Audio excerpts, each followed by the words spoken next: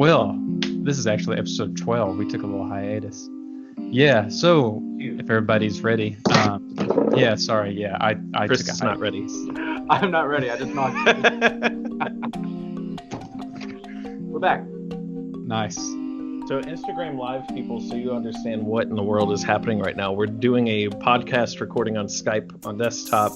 We're just giving you a chance to see it live in action. That's why you get to see the behind the scenes and all the craziness. So that's why we're not looking at you too. We're focused over here. But if you happen to have any questions or something that you want to say, do it and we'll try to pump it in here. Yes, please do. Yeah, we're super unprepared. No, we got plenty of questions.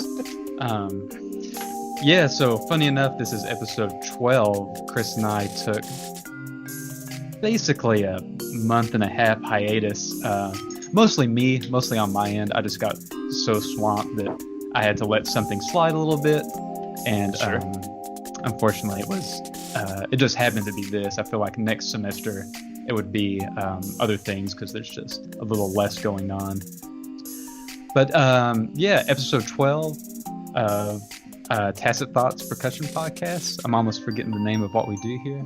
But we got a cool guest on who is obviously, we'll just introduce him, even though he's kind of, people know who he is, and he's kind of almost introduced himself and set up this whole nice Facebook Live / Skype / other Facebook. No, it's good. I'm glad to know how to do this now. I feel like I'd like to do this again. So he is from contemporary chamber music to the traditions of pageantry arts, percussion artist and pedagogue doctor. That's right, doctor in the house. Brandon Arvay has appeared in some of the most visible venues in his profession. Having toured throughout the U.S. and Asia, he holds degrees from University of South Carolina, Colorado State University with his master's, which is where Chris actually got his master's as well. And he got his DMA at UK, Kentucky.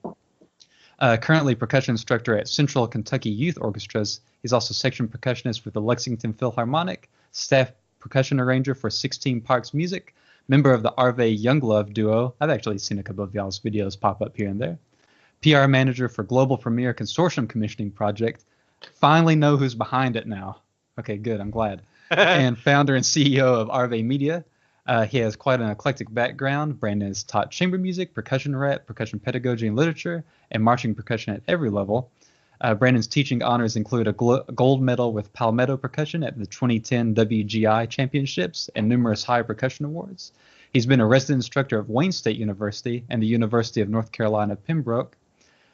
He regularly presents lectures and workshops throughout the U.S.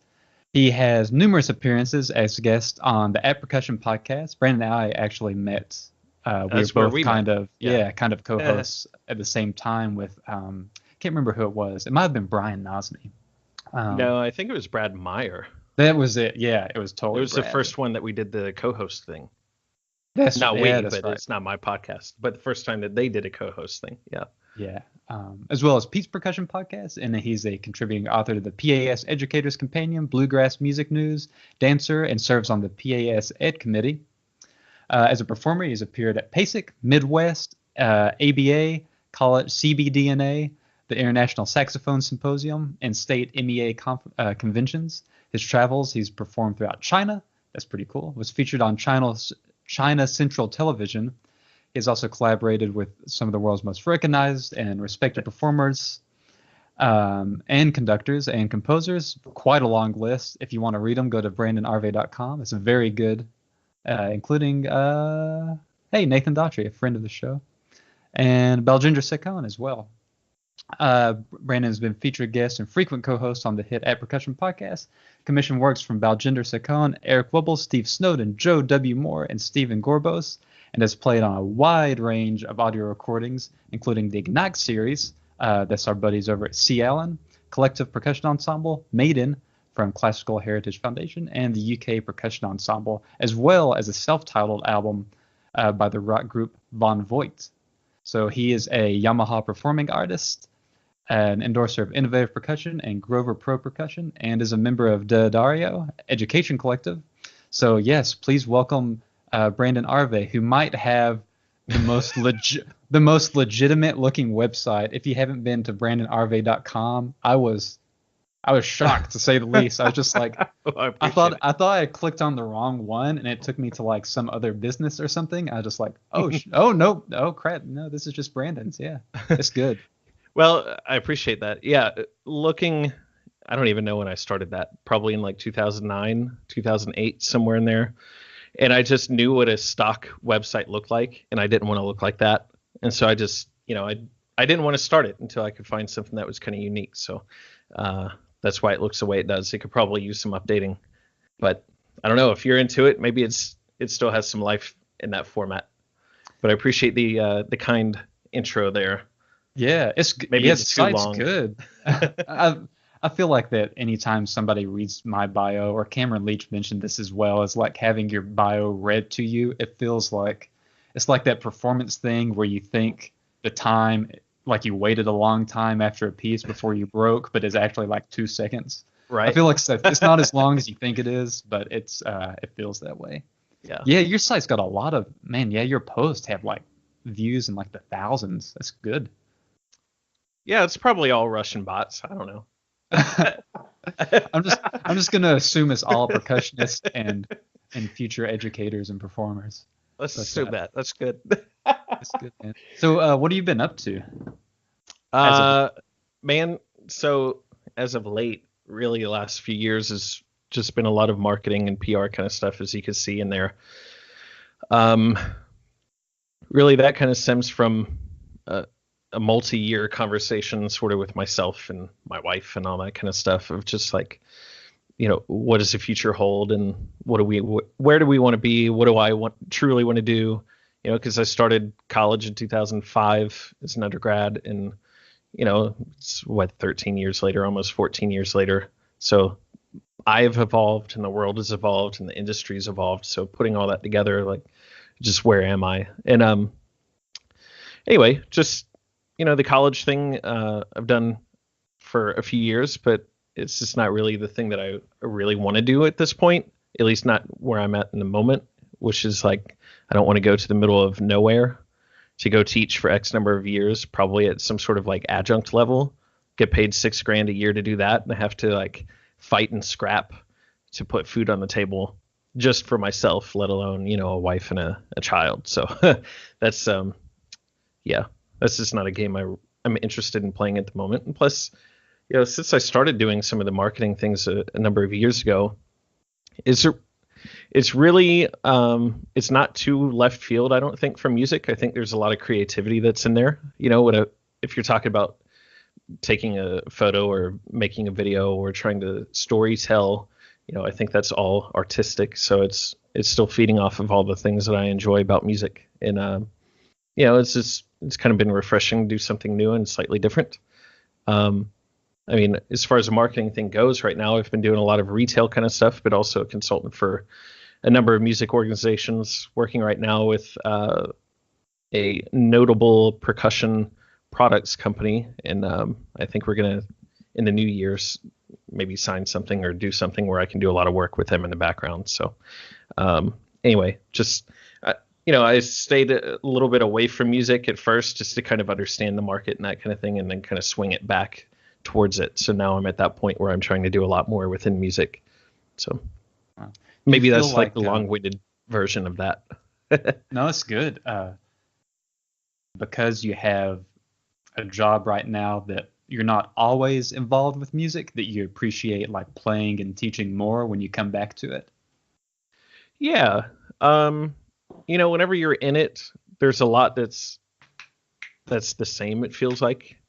You feel like student to student, you're often making similar comments or almost literally the same comments. Day to day, it can seem like very slow progress, whenever you're in the trenches. But whenever you step back and then you get to come in from time to time in a more irregular kind of pattern, there's just something a little bit more interesting to me in that, if that kind of makes sense. Totally. Yeah. Yeah. So, you spend 10, 11 years in college like I did, banging your head against the wall, like practicing 12 hours a day. It's different, it's just different whenever you spend most of your life. I'm 31 years old right now, and I graduated when I was 27. 27, 28, somewhere in there. So I still have spent the vast majority of my life as a student, you know, so still trying to get my baby giraffe legs under me as far as like being out in the world and kind of understanding everything. So, but I think that's kind of the interesting thing too, is like being able to talk to individual musicians about marketing themselves or how to get gigs or whatever, or a music products company and how do you influence people and like how do you increase sales. I feel like I'm still, because I'm still so young, I can bring those thoughts and those memories and be like, yeah, you know what was I thinking as a student? And I can bring that to these conversations. And I think that's been pretty useful. Yeah, that's cool. I feel like if somebody would have said, I'm going to try to make a career or make a large portion of my career based solely off of like social media and retail and promotion inside of the music world, like 10 years ago, everybody would have just kind of shunned it. But now it's becoming more of a thing. Even with like PAS, like they said, they hired Josh Simmons, and it's just like, yeah, it's nice to have like not a businessman, but somebody that knows the workings running the show behind the scenes. Yeah. I think it's more important than ever in a lot of ways right now that individual musicians or nonprofit organizations within music or products companies or college studios or private instructors or band directors at a high school, that all these people understand what social media can actually do for you. There's a lot of factors why I think it might be an important thing for people, but some of it is, we're seeing more and more threats to the finances of the arts in schools and stuff like that. Oftentimes the very first place that a budget cut happens is in a school band program or something like that. The world continues to spin around us, whether we want it to or not. And oftentimes when we're in an institution of four walls, we have our head down and we're kind of, insulated from things. But, we often forget that the music that we're doing right now, like classical music, every second that the world is spinning is getting older and in a lot of ways less relevant to the people around us, to our neighbors. Orchestras are talking about, well, how do we get more butts in the seats to attend our stuff? We see it all the time, where you're doing more pop stuff than you're doing more traditional classical kind of repertoire. So, we see it all around us, whether we recognize it like actively or not. But yeah, marketing yourself to be able to get gigs, I think, is really kind of an important thing. It's not even just to get gigs, but it's to fundraise. It's to make sales. If you're a composer, maybe if you're a teacher, it's to get more students. There's all sorts of reasons why this stuff can be important to you as a musician. Uh-oh, we lost Caleb. I think, yeah. Okay, we lost you. There you are. I hit the mute button. There you are. So people wouldn't hear me typing away. Yeah, okay, that's good. Talking about sales. Okay, it's almost holiday season. All right, regardless of which holiday you participate or if you participate in none, go to calebpickering.com. Buy 4. If everyone in the percussion world buys 4 pieces, then I'll retire for about 3 years. Yeah. This sounds like something I heard recently on the news. Oh, yeah? But about some wall or something. Yeah. So speaking of holidays, I saw you posted this. It was probably like 2 weeks ago. And I've seen maybe 30. I've probably seen it, I would say 20 to 30 times be posted. And we all know what I was talking about. It's the picture of like, it's not first act. It's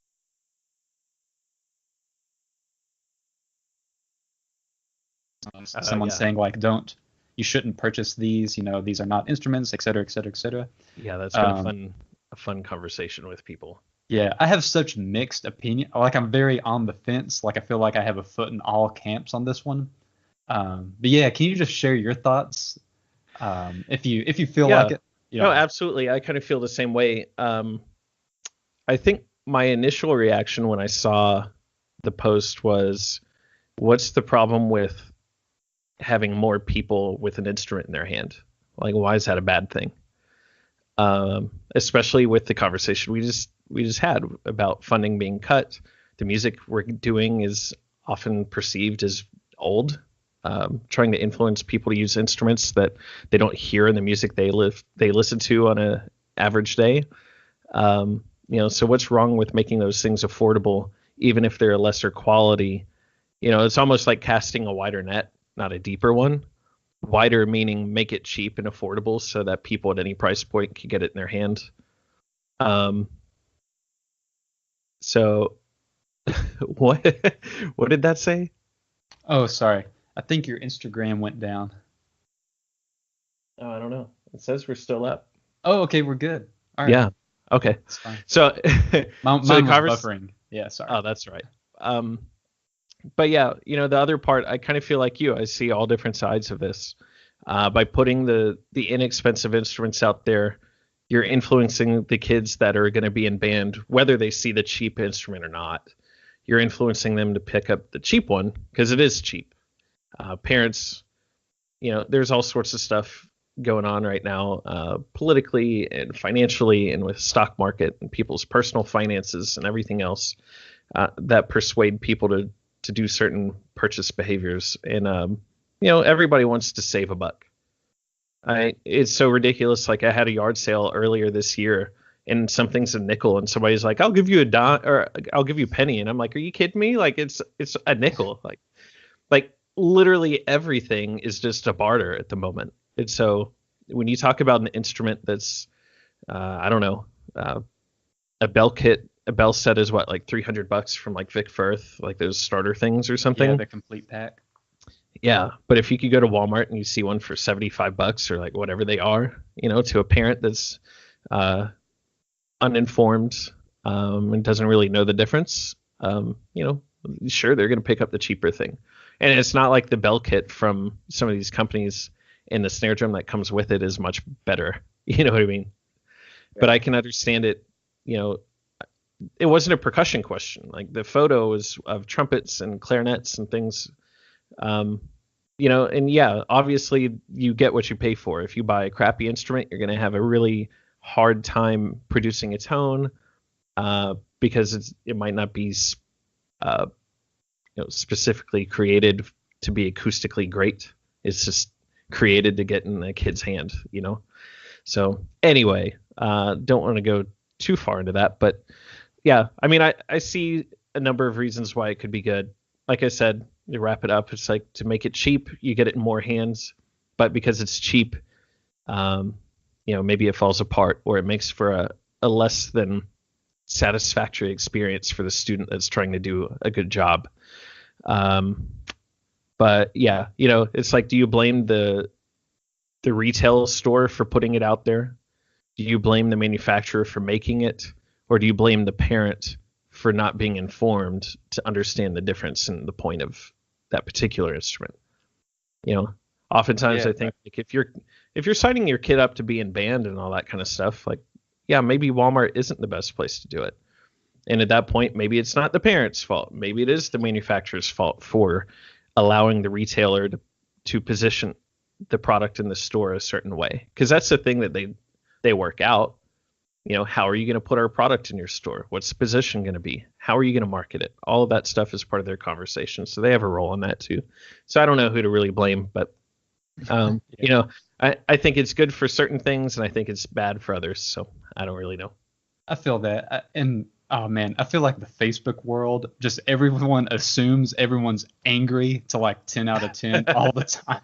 It's just like the music for everyone's side of me wants to say, yeah, go out and buy. It's just an instrument. Like, more instruments are better. And then the person that's had to do like beginning band is like, oh no, I don't want to do that because, it's harder to teach and they're probably not going to be as successful. But then the cost efficient side of me is like, well, I'm saving money. And it's just like, there's not a black and white answer. That was the point I was going to say. It doesn't seem like there really doesn't have to be blame on any point, especially working up here. And Brandon, you can probably remember being up in Colorado now that, like, I've worked with several programs up here. I got to the point where I assumed you live in northern Colorado, you're rich. I've been working with a couple of programs that are struggling. There's definitely families out here that are struggling just like anybody else financially. And, I'm working with Boomer Music Company on this part-time up here. And one of the big things they do is they do a lot of instrument repairs. And so we get a lot of those instruments that are like, the cheap store-bought instrument or the Craigslist instrument that was sold for like $50. And it's easy to kind of chastise those people and say, well, why didn't you do your research? Why wouldn't you go out and spend like more money on a quality instrument? And it's like, maybe that's what they had to get that kid in the program.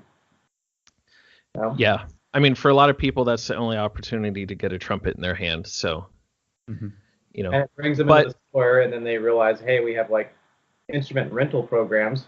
How would they have known that beforehand? They come in, bring their $50 trumpet, costs like $300 to repair, and it's just like, all right, well, we can get you a Yamaha student trumpet for like $18 a month, and you can rent till you own it. And it's so there's options out there for people. It's not always accessible or noticeable, but the other thing too is rental programs, as great as they are, and how the price is lowered. A lot of people, they receive checks in a very particular season or whatever their job happens to be. They see a big boost in their income for like a minute. You know what I mean? Like they do a specific job, they get a ton of money, and then they hoard it, or they go buy other things that are more meaningful. So what I'm getting at is they don't have the $18 for 12 months a year. They have the $50 for that one moment that they can go out and get it. Because people aren't seeing long term. I mean, so many people are living check to check. So they see month to month. And when they see an additional 18 on top of that, it's like, no, can't do it. Oh, yeah. So that's why some of that stuff, it could be helpful to a lot more people, but it doesn't capture everybody's attention. For sure. All right, Brandon. So I'm not going to say you're the social media guru of the percussion world, but that is a slight reason why we contacted you, because you seem to be doing fine, and you know what you're doing. So we had quite a few questions regarding it, just because we know you probably have the safest or the best answer. But one was, how can effective social media impact the job market, as someone looking for a job or the market itself? Well, obviously it depends on what you're trying to do. If you're a composer, you're trying to get commissions, you're trying to sell stuff you've already written, you're trying to maybe get a residency at a program, you're whatever. There's the objectives change depending on whatever your position is. But basically, social media, I mean, the whole purpose for doing it is simply to get the attention of whoever you're trying to make do a thing, So if you're trying to get somebody to buy something, you're trying to get the attention of the end user, which would be the customer, to go buy it. If you're a band director and you're trying to raise money to go to Macy's, you're not trying to sell a product, but you're trying to raise money. So maybe that's not a kid or a parent, but maybe that's community leaders and local business owners. And so the way that you take your knowledge in your head of band and you position it in such a way to say, like, what's the benefit of a Macy's appearance, not just for the band program, not for the school, but also the community, which is the same community that your Taco Bell's in. So, spinning the message in a way to get somebody to understand that. And it, the thing too is to establish expertise in that thing. So, just putting regular content out there, talking about your values, your vision, your knowledge, educating, inspiring, motivating, informing, all of those kind of things, wrapping that up into some social media like photos, videos, and print. Is that clear enough? Hopefully. Yeah. I was thinking about,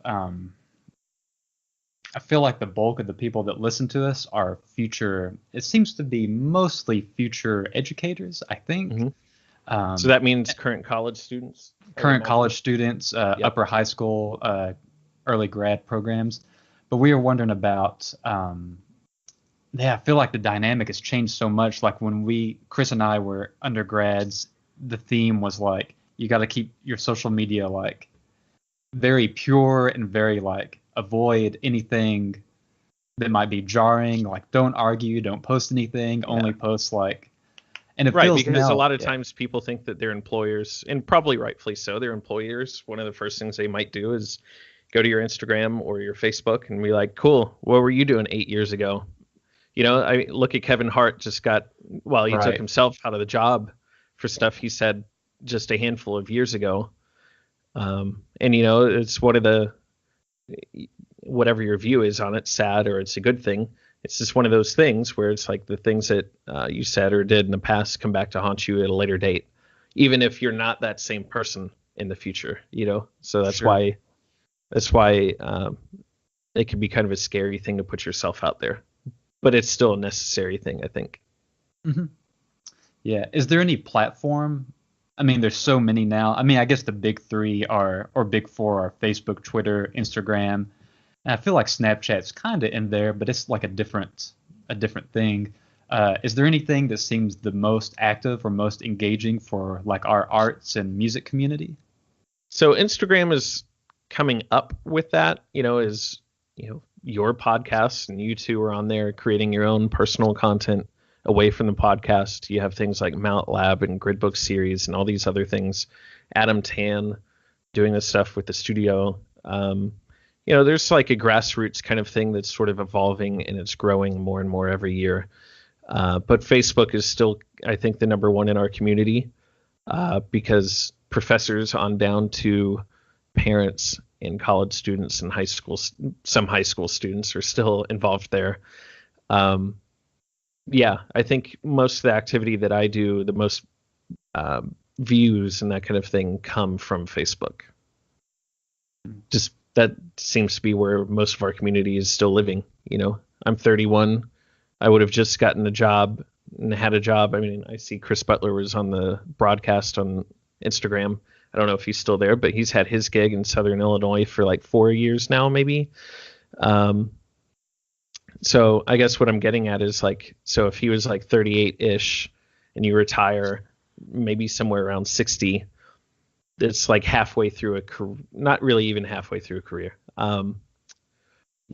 It's still a good. What I'm getting at is a good portion of the people that still have influence and the gatekeepers of our community and the people that are driving what we do. They're the older folks and they're on Facebook. That's what I'm getting at. But what's interesting is every day people like ourselves are getting older. We're moving into those positions of influence. And because we're on Instagram, because people like us are on Snapchat and this kind of thing, that's going to give rise to those platforms to be important. So that's why I do a lot of the stuff on Instagram, because I prefer to go to where the puck is going and not where the puck is today, because by the time I get there, it's too late. And I feel like most people are going to where the puck is today and not where it's going. Yeah, that's right. Man. I'm sorry, you go ahead. No, go ahead. Yours is probably more related. Just thinking about it, it's like, it seems like we being the music community, it just seems like everything is always very late. We adopt things after the rest of society has moved on. Everybody else has been hanging out on YouTube, Snapchat, Instagram as their entertainment source, their information source, for years at this point. And just now are we seeing people, I think I saw, was it Brian Zader put something up? I saw Josh Smith put up a vibraphone solo this morning. I'm just seeing some of the other people that have kind of had gigs for a while. They're just now starting to put stuff out there. And I think it's great that they're doing it. I'm not saying that it's a bad thing at all. I'm just, just looking at it. It's like, well, wonder what that would have been like if that started 10 years ago. 10 years ago, Facebook was already 4 years old. Mm-hmm. So whenever it becomes at like scale in a music community, making content specifically for the internet, we're going to be 15 years too late. Right. And it's already going to be time to move on to the next thing. So, rather than always doing the old thing, because, we're in a tradition heavy kind of industry, we're always looking backwards. We're always looking to the older people in the community for direction. because that's what they did. We want to follow in their footsteps. And it, I've done it and everybody else has probably done it to some extent. But I think in certain ways we have to start understanding that the rest of society is going through a youthification of everything. The music that you hear at a basketball game is not the music of the old people. It's the music of the young people. Right. Like culture in general is just moving towards what are young people doing, and then the old people move towards that. But our industry is still somewhat the other way. It's what are the older classic members of our community doing, and let's go do that. And then we go, but we got to do this other thing now. And it's like, yeah, it's too late now. Yeah, I feel like I just got on Instagram. Well, I've been on it for I don't know, a long time, but I really finally started using it in the past year and a half. So what made you do that? I'm curious. And surprisingly enough, it was seeing Chris post stuff from Instagram to Facebook, or the screenshot of whatever was shared, or seeing other people doing it. And it was simply oh, a lot of people are looking at that, and oh, look, yeah, this company liked it or tagged it or shared it and stuff like that. So it was mostly out of self-preservation, I guess, is the best word. Right. But now that I'm doing it, I enjoy looking at the pictures more. That seems like a very elementary school thing to say, but I really I don't know, is there something about you get the quick picture, you get info, and it's easy to understand really fast, and I don't always have time to sit down and read a full blog post. Right. Things like that. Yeah. That's interesting. Cool. Yeah. I don't know if anyone else, but. Well, see, there's kind of the example, right? You're on Facebook forever because that's where everybody's been. That's where everything seems to be happening. Then very slowly but surely you start noticing this word Instagram showing up in all these links. And you knew what Instagram was, but you didn't know that it was a thing that maybe you should be on. But then you start seeing it enough from other people that are meaningful to you, and it influences you to be part of it. So, but invert that and say, all right, cool, this is new. I need to be on it because it is new. The early movers are going to be the ones that end up winning stuff. You know what I mean? Because that's fertile ground where nobody else is doing something. You have the chance to be the standout personality on that platform. But if you wait for everybody to move together, then nobody's going to stand out. For sure. I mean, you look at early YouTube, there's the Casey and Pius videos from 10 plus years back. And it's just yeah, they kind of I feel like that really helped them to be kind of the forefront of YouTube profession. Well, the same for Brad Meyer. I mean, I think Brad Meyer was the first person that ever really in bulk put stuff out there, at least that I saw. I feel like I've always kind of paid attention to these platforms. So, I feel like I'm a decent gauge at this stuff, you know what I mean? And I just feel like I saw Brad's stuff for years. I knew Brad in my undergrad because he was a master's student at South Carolina when I was an undergrad there. And that's about the same time that he was doing this, 10 years ago, 2008, 2000. No, it was earlier than that, 2006, 2007 is when he was on campus, I think. So, yeah, I mean, people know Brad Meyer largely because they go to YouTube and they're like, hey, I want to see Morning Dove Sonnet. And here's Brad's video because he's got 11,000 views or whatever, simply because it's been there forever. So that's what I mean by being early and being able to stand out. Brad put those videos up before I think you could even tag stuff on YouTube. Yeah. But now you can tag stuff so that it gets associated with certain types of content and that kind of thing. But his rises to the top often because the popularity of the views. So be early. 45, 46, sorry. I'm looking through Brad Meyer's YouTube. I sorted by oldest. I'm up to about 5 times. He's got over 250 videos.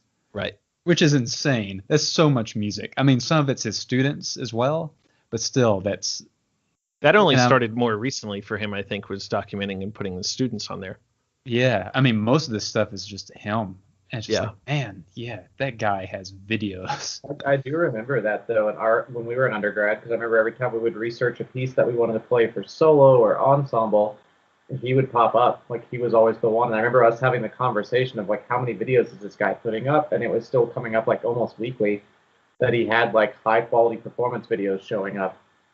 And, yeah, I Yeah. was trying to think about what year that was. It had to have been like 2009, 2010 that we started noticing that, and he'd been doing Yeah. it even sooner than that. So yeah, But I think there's something else that has to be noted is people love Brad's videos not because he was early and because he did a lot of them and because played a lot of popular music, but he's also a badass player. yeah, And that's the other part that has to matter is just because you're there and you're doing something doesn't mean that people are going to care. Right. You know, musicians hate it seems like most musicians hate bringing business terms and market terms into this stuff, but it is what it is. And it's basically a market, you know what I mean? Of eyeballs. And so what do you want to look at? You want to look at stuff that sucks or that's good? People want to look at things that are good, things that, and good is subjective, of course, but as a collective whole, we could all kind of agree on what a standard basis of good might be and what bad might be. You know what I mean? Right. So, yeah. So I think he rises to the top because he's a great player and because he's early and because he played a lot of stuff and because he didn't just play a lot of stuff, but it's stuff that other people enjoy too. So there's a lot of strategy, I think, to that. I don't know if he necessarily went into it with that strategy, but that's kind of how it ended up being. Actually tagged into one of our later questions we had written down. I feel self-conscious isn't the right word, but I feel Uh-huh. a little nervous about this one sometimes because I've unfollowed or unfriended people, the content of quality content versus spam. And sometimes people put out pretty good stuff, but it's like, okay, I've seen enough of X, Y, and Z. What are you calling spam? Yeah, spam's not really the right word, but basically oversaturation, I think would be a better term. Like you're pushing the product so much that, like if you posted into every single Facebook group and then you share it on Instagram, or I wake up every morning with 6 to 7 notifications from the same person has posted. Yep. Well, this is I mean, it's the right move, but that would have been the move like 10 years ago. Mm-hmm. I don't even know if we had groups. I don't even think we had groups 10 years ago in Facebook. But, it's the right move because they're trying to get the attention of people in the place where they are. So that's the right move. But it's a bad move because all it is black and white sales. You haven't done anything for those people. All you did was ask them to buy something, which we're not moving. We've been in a state of you sell because you brand yourself. You don't sell because you sell. So you sell because you're the expert. You sell because you've positioned yourself as a certain thing. I like to think oftentimes of like Nike. A lot of people, when it comes to like sneakers and that kind of culture, you don't cross it up. You don't buy Reeboks, and then you go buy Nikes. It's like there's a certain brand because that brand stands for something that you represent. And so I think maybe even a more relevant version of that would be CD sales or cassette sales or record sales. If Drake comes out with a new album, you're going to just go buy the album because you like Drake. You bought the album before you even know what the product is. You don't even know if you like a single song on there, but you went and you spent your $17. So that's brand. Positions you in a certain way and aligns you with a certain type of customer, and that does the sales for you rather than just coming out and saying, hey, buy my album. You know what I mean? Right. Yeah, I feel like this might just be a composer point of view. Yeah, I feel like branding it can be so tedious because you got to get the video up and then you put it out there and then like lots of people like it and there's a lot of encouragement and then sales just kind of trickle in and then like 2 years later they start to pick up and it's like a slow burn that just takes a long time. Yeah, but I also find that most composers that I've seen come across my feed, they wait until they have some piece to push and then they put the piece out there. So they're putting the piece out there and then saying, hey, buy this. But there's a reason that Casey Cangelosi is so popular. It's because Casey doesn't ask you to go buy his stuff. Casey just posts videos of him playing.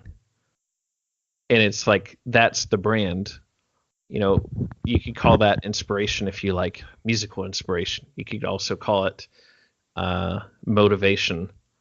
I mean, I don't know. I've seen countless concerts of great performers where I watch it and I'm done watching the performance and I'm like, oh God, I got to get in the practice room. Inspires that. You know what I mean? Right. Yeah. So anyway, like whatever direction you want to call that content, a lot of people think that that's bragging. I've had conversations with people over a lot of years that have said, you know, I don't understand why people post this stuff. Like, stop. You're just bragging. Why are you trying to put that out there? And it's like, it's not bragging. It's documenting. And that's the difference. It's showing what you're doing. I mean, you know, if you sat at home and you turned all the lights off and you put a spotlight on your snare drum and, you know, you do these certain things and you take a video of it and you put it up. Well, that actually happened, you know, like, so anyway, that's branding. You know, Casey and Pius doing these funny videos back and forth. It's branding. Whether you think it's funny or not, like you see it, you know what I mean? It's out there, but it also positions them a certain way as kind of goofy and fun. But then whenever you go watch their videos, you're like, holy cow, they're good. For sure. And, you know, it just kind of changes. Yeah. So it's a very certain kind of audience that enjoys that kind of thing. And that's what they're playing into. And, yeah, again, it's branding and aligning yourself to something else.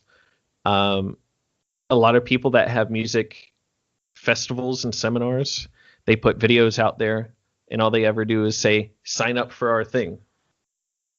Now, you know, they get confused because they have signups, but at the same time, it's like, cool, you got 30 people to come to your festival.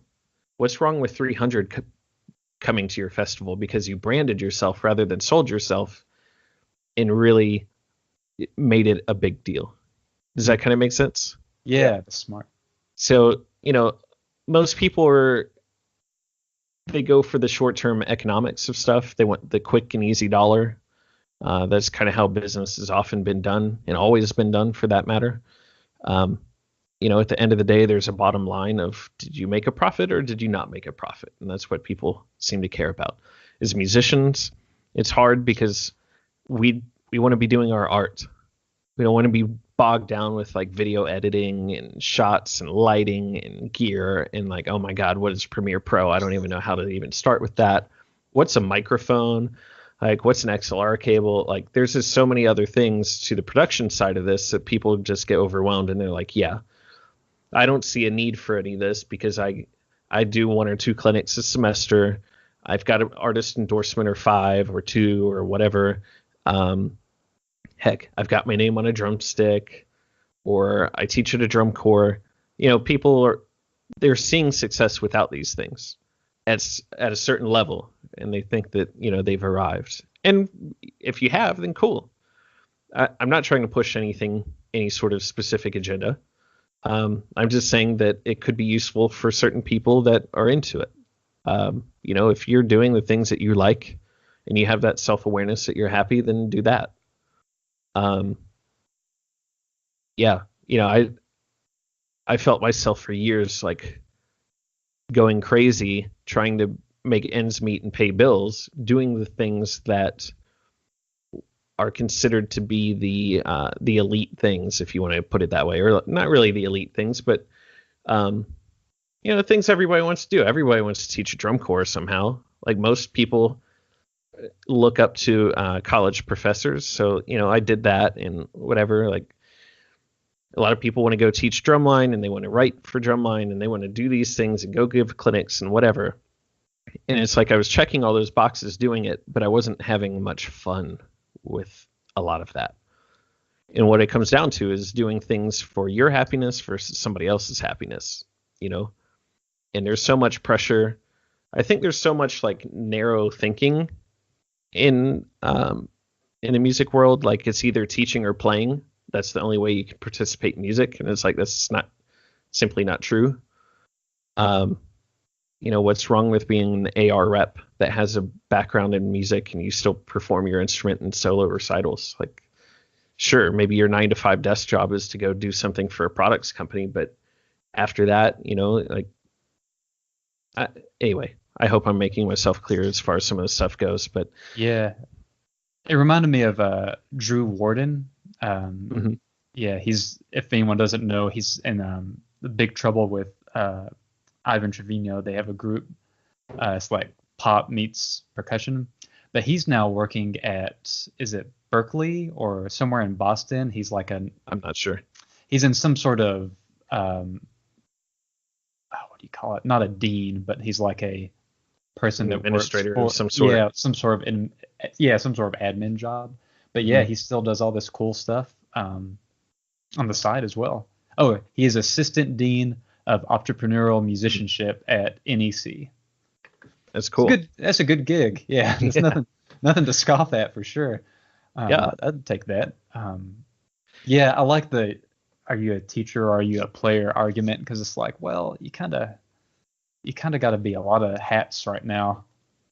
Well, yeah. I mean, it's like at one point I was literally doing everything: teaching college, drum corps, performing solo recitals, clinics, teaching youth orchestra, playing in an orchestra, doing outreach programs, writing music, doing this kind of like almost every hat that you could wear. I feel like I was wearing at the same time. And then you look at it and I was looking at it and I was like, holy crap, like this is a lot. It's a lot of fun, but it's not paying, like most of these things aren't paying bills. A lot of these things aren't paying anything. And so it's like, for what? Like to look good or to put it on a resume, like that doesn't, at a certain point, like that doesn't mean much. You know what I mean? Right. If you're not having fun because of financial like instability or whatever, like Chris, you even said, you pointed to yourself saying like paycheck to paycheck, right? Like that is a real life for musicians. Even when you're in school or whenever you get out of school, for so many people, that's real life. And that's why you see a lot of people leave music altogether. They don't play anymore. They don't teach, do anything with an instrument. They go into insurance or something else. Because at the end of the day, we're all human beings trying to survive, eat food and have shelter and a family and water, like it gets very real pretty quick whenever you get out of school. When you're in school, it's easy to have blinders. You got federal loans that you haven't even started paying back yet. It's kind of a cushy gig being in school. You get out and the real world kicks your butt. It will most definitely do that. So I guess at the end of the day, it's like, that's what I think the value of doing a lot of this stuff is. Before the internet, you were kind of limited to the word of mouth that other people would give you in the community. You were limited by the gatekeepers that were at journals or television or some sort of radio play as a musician. But now everybody is their own media company, and it's in your back pocket and your cell phone. You just go take video, pictures, and written word and put it out on the platforms for free that you don't even have to pay for, and magically you get noticed. I didn't know Casey Cangelosi until I started seeing videos. Right. And now Casey's a household name in the percussion community. So not just because of that, but all the same things I said about Brad. It's like, just because you posted doesn't mean people are going to care. It's about what you're posting, the time you're posting. Are you actually good at what you do? You know what I mean? Like, I think the true intent for your post comes out. A lot of people do it just to do it. And that falls to the wayside because people can kind of sense that all you did was post that just to post it. So understanding the value of what you're trying to give people, I think that's the biggest thing. Often people say they aren't quite sure what to post. Well, you have to understand, this isn't about you. It's not about me when I post. It's not about you guys when you post, but it's about the viewers, your audience. And so understanding, okay, who am I trying to get the attention of, and what do they value, and how can I provide that to them? So in the earlier conversation, I said something about band directors or somebody maybe doing some fundraising. If you're a nonprofit, whoever, you have to understand that you're probably talking about high net worth individuals at a business or something local or maybe regional or national. And so they want to know specific things. They want to know certain things about the music thing. You know, these are mostly people that maybe played an instrument when they were young, but they quit, got in the corporate world, made a lot of money, and now they look back and go, yeah, I used to play violin. That was a lot of fun. So they still have an appreciation for that, for the music that they were involved in, and they want to give. And so now it's up to you and your social media platform to put the value out there of why choose you. And it's not sales, it's all branding. Documenting what you do at your nonprofit, in your band program, showing the events day in, day out, documenting what's actually happening in the room so that you build up enough equity with those people that you can turn around when you actually need them and say, hey, we need you to buy. A really good example of that would be public television or public radio. So NPR is free to listen to. And it has no incoming money except for donors, as far as I understand. And, you know, that comes in different forms of legacy donors and all sorts of stuff. But it's donations that run those broadcasts. So NPR doesn't make you buy NPR and then you get the radio. You get to listen to the programming for months and months and months. And then for 1 week out of every quarter, every 2 quarters, whatever it is, you have a fund drive, right? Where they sit there and they basically guilt you into buying. Hey, we gave you fresh air for like months. You didn't listen to a single commercial. You didn't have to listen about Tide Pods. You didn't have to do any of that crap. You just listened to fresh air, and then you listen to Ira Glass, and you listen to all these things. And for 1 week, every 3-4 months, we ask you to give us $50. And so it's a very clear line between the branding, which is the programming that you get to just listen to, and the sales, which is that 3, 4, 5 day period of asking you to buy something in return. And that's also kind of an important point, is musicians are bad about making very direct lines in the sand. We try to blend branding and sales into one, where we're like, here, we're going to give this to you. And then we put our website at the bottom. And it's like, you just killed it because you put your website in the bottom. You ask them, by putting your URL at the bottom of a video, you're asking people to do something for you, which is to come visit your website. What you really wanted to do is just post the video and leave it there.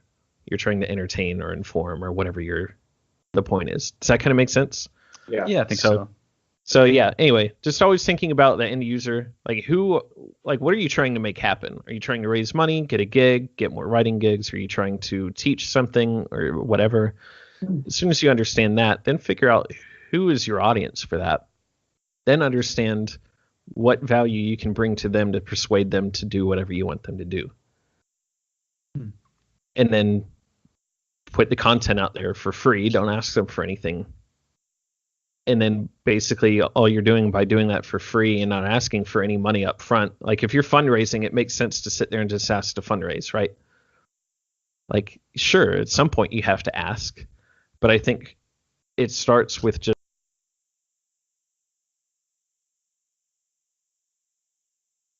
getting awareness and then later on go in for the very specific and direct ask. Does that make sense? Yeah. But I think musicians, we blur that stuff far too much, and that's why sales don't really come in.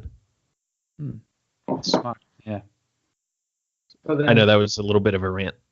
No, it's good. Rants are good. So to kind of tie into that, then my question would be, what's your thoughts on the directions of like personal page versus artist pages? Like I know several people that do one or the other. Like you think, like we talked with who did we talk with about that? Oh, I blanked out really hard. But there's Is it with Cameron? Maybe Cameron Leach has got his. Yeah, that's right. Yeah, Cameron Leach has got the artist page he's talked about. Yep. And I think about like the stuff that I post, and I admittedly I'll have streaks where I'll be like, I'm really serious about what I'm posting, and then there's other times where it's like, look at my cat, it's wearing a sweater. Or 90% of the time it's some way to like off to the side trash talk Caleb for no reason. But obviously there's some success to the people that have done it right, and there's some other people that haven't found it just yet. I think of like talking about branding with artist pages and stuff. I always think of Drew Tucker. Like he was like one of the first like impactful ones to me. Like I found the "It's Not a Xylophone" thing before I even knew of him, and I was seeing the post of his like playing, his teaching, and everything, and I just got like I fangirled hard for like a solid couple of for what he was doing. But I was just wondering what your thoughts would be between the two balancing. Yeah, that one's kind of hard for me sometimes, to be honest with you. Like Drew does a really good job at just he has actually two Instagram accounts. Yeah. I'm not going to say what one of them is, just in case he doesn't want people to know. It's more of a private, personal one for friends and family. But then he also has It's Not a Xylophone, which is more focused heavily on the professional career that he has. If you dissect what Drew is doing a little bit, he's showing his girls on there playing on his vibraphone. In his stories, he's showing dropping them off to school, picking them up from school, going to Disney World, being a dad. So he shows the being a dad. He shows the touring the world, performing and teaching. He does the live videos with people sometimes. Also shows some of the Mallet Lab stuff on his It's Not a Xylophone account. Yeah. So if you look at that, he's choosing to show very specific sides of himself, Yep. to share a variety of context of him. So by showing dad, by showing touring, by showing teaching at Boca Raton, by showing the videos of the students, you're getting to see a pretty good look, a holistic view of who Drew Tucker is. You know what I mean? You have other people that, maybe it's strategic, maybe it's not, but yeah, they do show a lot of cat videos or whatever it might be. They show less music and more context of their normal everyday kind of life. I think a lot of that is whatever you're comfortable with. I think what it comes down to is there's no right or wrong, really. It's whatever you're comfortable with. It's whatever you want to show. But again, it's not about you. It's about what is your point of doing this. Drew does it a lot. I don't want to put words in his mouth, but I would imagine that he's doing it for gigs. I mean, I do a lot with Marching Health, as you guys may or may not know. Yep. We crossed over the 10,000 followers mark back in October, I think. And we did a thing with Drew, a contest to see who would hit the 10K mark together. So I think a lot of that is for him to get gigs. Also, just to put it out there about the vibraphone and kind of teach you about the instrument. But I think some of it too is to show what it's like to be a professional and what it's like to be a dad and balance that work life kind of balance stuff. You know what I mean? So I think that maybe those are some of his pillar tenets to what he's trying to show. I think whenever you see a lot of like cat kind of videos and stuff, a lot of that is like, I don't know what to share, so here it is. I don't know, Chris, would you agree if you're one of those cat video people? I don't think You I feel like that, cat videos. or you know what I mean? Yeah, I go. Yeah, but I do know several people that it does seem like they just kind of post to post, and admittedly, I don't think I ever expect to get anything out of my social media. I've never taken it that serious. I've had times where it's like, oh, this is just kind of a personal thing, and other times where I'm like, I'm just not going to share anything personal at all. And it's admittedly just for my own entertainment for myself. But yeah, I don't know. I definitely can see and agree where you're talking about, like where just like pitching the whole idea of your product, like your design, whatever you're trying to push out there, and the consistency seems to be the biggest key between the people I've seen that are successful and the people that I've seen that kind of get there or kind of don't. And Yeah. I don't know. Yeah, as far as the artist page to personal page, that's still a little bit tricky, to be honest with you. Yeah. Like Cameron Leach has both. Oftentimes I see him sharing, he'll go to his personal account and then share his artist page posts to the personal account. That way it comes up in your feed a little bit more. Now, I think I like him on like his artist page on Facebook, which should give me a notification that he's posted something.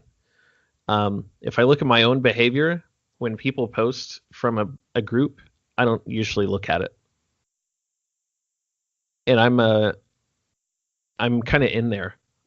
Like, Yeah. I feel like I do social media all day long. And, if that's my behavior as somebody that's in it, I would imagine that that's a behavior of a lot of other people, that they ignore groups. You know what I mean? I think it's like notifications. We get a billion of them all the time. And I don't know how many people are really looking at every notification to see what they all are, because notifications are yet another feed. It's a feed to tell you about your feed. And it's like, yeah, this is kind of ridiculous. I'm just going to go refresh the news feed and see what's there. And so by saying all of that, I think, well, I know that Facebook is actually starting to favor groups a little bit because they're trying to create more community. But a group is not the same thing as a fan page or an artist page. They're actually not favoring pages right now, because every business in the world has a page, and they're trying to do a little bit less with the retail business kind of thing in your feed, and they want it to be more human social relationships. And so they're actually encouraging businesses to have a group, because the group is then made up of human beings, and then the group will show up in your feed more. Does that kind of make sense? Yeah. So I think, understanding the platform, what Facebook is actually promoting and not promoting, is part of the game as well. And right now it seems to be do it on your personal profile. The tricky thing with that sometimes is like you try to make it professional, and then family members hop on or something like that. It is like, it's like, you don't necessarily need to be jumping on this. I'm trying to do something professional right now. You know what I mean? So I feel that. Yeah. But we're such a small, tight knit community of musicians that, like, we're not all running out there. I mean, right now, Chris, do you have an artist page? No. Okay. Caleb, do you have one? No. Okay. So exactly. So that's the point. It's like everybody knows about each other because your personal profile, and that. It's the same thing to me as having a website today. I have a website that you talked about in the beginning. Mm-hmm. But if you go through there and look, I don't really update on a regular basis. Part of that is my time commitment to clients and paying bills. The website content, the blog stuff is more or less just for fun and whenever I have time to pump something out. But anytime that I put it there, I'm also copying a lot of that stuff and putting it in my personal page or my personal account on Facebook, just simply because it's the same thing. It's about providing value to people first before you can expect them to do something for you. So that means I need to give them the link and the information of my content before I can expect them to come to my website at some point. You know what I mean? So the same thing kind of with artist pages. You're asking somebody to leave their feed to go to your artist page. Most people just don't want to leave. They're on their feed to see what's on their feed. I came here to do this. I don't want to go over there to do that. Does that make sense? I first noticed that a whole lot with posting videos, and I would share the YouTube link into Facebook, which you can play it through there, but most of the time open up in a new tab. Yep. And then I found if I share it to YouTube, just so it's like the hard copy's there, but I upload it to Facebook on its own, the views will like triple. Yeah, native posting is extremely important. This is why, the shortcuts that Twitter, Instagram, and Facebook have for each other. You can go in Twitter and you can, I think you can tweet some. No, I'm wrong. What I'm thinking of is Instagram to Twitter. You could post to Instagram and you can set it up so that it automatically shares your link to your Instagram post on Twitter. But if you go look at what that actually looks like on Twitter, it's just a blue link. Nobody ever clicks that thing because it makes you go to Instagram to view it. Well, I'm on Twitter. I didn't come to Twitter to go to Instagram. Right. So this is why it's important to respect the platforms and the things that the psychology of the users want. So when I'm on Twitter, I expect to see Twittery things, memes, fun little things, whatever. Links to see links are even a bad one too, because that's asking somebody to leave. But if you could just somehow find a way to put your content in a way that respects the platform, that's always the best way to do it. So rather than putting a blog post on my own website, what I should be doing is just taking that same post and just putting it on Facebook and putting it on LinkedIn as well. I think LinkedIn is undervalued right now, but I think it's going to blow up because more and more people are thinking more in a business kind of way. But, I just want LinkedIn to either be a thing or not be a thing. Oh, it's a huge thing. Oh, LinkedIn is massive in the business world. Oh. It's the Facebook of the business world. But people don't really post. It's all about text over there right now. Like videos, not really. Photos, maybe. The photo generally backs up the text. So it's kind of I don't want to call it a newspaper, but it kind of is. I mean, people go over there to read long form. They don't mind reading 8 paragraphs about something. Right.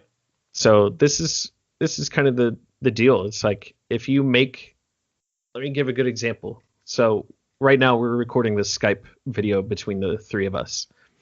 I'm going to take this video, which is going to end up being well over an hour at this point. We're an hour and 7 minutes. I'm going to edit out maybe nothing because I think authenticity is a big deal. So showing the beginning banter and figuring out Instagram Live is important. Maybe I'll throw in a title or something like that. We'll see how I end up wanting to do it. But I'm going to put it on YouTube in this long form format. So anybody that wants to can go to my repository and see all the long form stuff. Mm-hmm. Then I might even share this entire video to Facebook because Facebook is a good place to see long form video as well. The other thing I can do is I can extract out, if we think about, say, Instagram wall posts are 60 seconds or less. Actually, that's not true. It's 3 seconds to 60 seconds. So I'm going to extract out some sort of thing that we said in here that's a golden bit of information. Maybe it's 18 seconds long. So I'm going to extract that 18 seconds out of this long form, cut it down beginning and end, maybe put some music under it, put some captions in there because it's like 92% of people that watch videos on Instagram watch videos and read captions and don't listen to videos because they're sitting in a bathroom or a meeting or something like that where they can't listen. So captions are important. So then I'm just going to go to my wall. I'm going to give it a caption at the bottom in text form that kind of summarizes the point of what that 13 seconds is. And then I'm going to post it. And so now everybody can see 13 seconds of great piece of information. They can read the captions as it goes under as we speak, and then they can read my long form kind of summary of what they're about to watch and why it's important. And then I'm going to do that 8 times to this video and find 8 to 20 different micro pieces that I can extract out. And then if I wanted to, I could drive. Instagram stories are actually a good place to drive somewhere else. Especially if you have the swipe up, which I don't. You got to have 10,000 followers or more to be able to swipe up to send them to another URL. But what I could do is I could extract out yet another 15 seconds. So this is a much quicker piece of content. You know what I mean? Take 15 seconds out of this long form video, and then I could encourage people hey, go to my link in bio if you want to see the rest of this. Does that kind of make sense? So You kind of preempt it, get people that might be interested in seeing this. You tell them what to do next with the call to action, tell them to go to your link. You have to actually change your link URL to go to that specific piece of content. Twitter, you could actually probably get away with taking that URL from YouTube and putting it in there. But, most people don't go to Twitter to go to YouTube, so I wouldn't do that. You could take a screenshot of what we're doing here. Maybe there's a funny screenshot that I could find and make it a meme, which would make sense for Twitter. Yeah. Make a GIF out of it if there's something funny that we did. Nice. So does that kind of make sense? That little game plan for that stuff? Yeah, that's good. It reminds me It of takes forever to do, but it like works. the undergraduate. There's always an undergraduate, either music tech or business course, and I always get so freaking fed up with seeing the assignments they give because it's like build a website and they'll spend like a month learning, and it's like, what? They're like idiot proof now. You go on Weebly or Squarespace and it like walks you can I built my website myself and it works fine. Like I didn't need anyone to help me. You just go and you like follow the instructions, or they'll do like, how to make your online Google Docs actually like your online CV thing. It's like, what? It's just uploading files. Like I wish they would teach more like how to use different sites or content, or how to do some of the things you're talking about. I just saw that one of my alma maters, which I guess, I don't know, for this sake will remain nameless, but people could figure it out. There's only 3 days. Started a entrepreneurship degree program for music. So it would be music performance with like an emphasis in entrepreneurship or something like that. And reading the description, now I don't know how much of the curriculum they've actually hammered out, but I would imagine that if you're going to propose this to a dean and try to get this through all the red tape of academia, you probably got all the curriculum hammered out, Anyway, so as I understand it, they're going to do a lot of stuff with like website kind of work. I want to try to find this, but I'm not going to, unfortunately, with the way that Skype is set up right now. Uh-oh, can you see me? Oh, yep, all good. Sorry, I muted myself. Okay. I don't know why, but the video is frozen for me. Oh, weird. Yeah. Come on, Skype, figure it out. I'm going to leave it just like that. Anyway, so what I'm getting at is like it's stuff that should have been done years ago, not starting this fall. Right. Yeah, and I think you're right too. It's like there are certain things that are being taught. I understand, and yes, I think a website can be valuable, but to make an entire course on how to build a website, I think is silly, because you do have things that are drag and drop, and it builds it in 2 seconds for you. So that conversation shouldn't be about how to design the website necessarily, but maybe more of what's the purpose of the site in a 2019 world. Can you guys still hear me and see me? Yeah. Oh, good. Yeah, it's fine on our end. Everything's frozen and like the recording is frozen or something here. That's funny. My Instagram video is frozen. It's still on from like an hour back. With Chris Butler just joined. I can't really. Oh, wow. Weird. Say that everything in life just hurts right now, so maybe that's similar. We need a class on how to problem solve these issues. If I would have had a course. I'm trying to stop this. I hope it actually saves. Yeah. All right. Well, let's just keep chatting. So awesome. It'll either work or it won't. I hope it does. But we at least have the audio from you. But yeah. So a lot of the things, red tape in colleges, that's part of the problem. The fact that the people that are putting these things together are often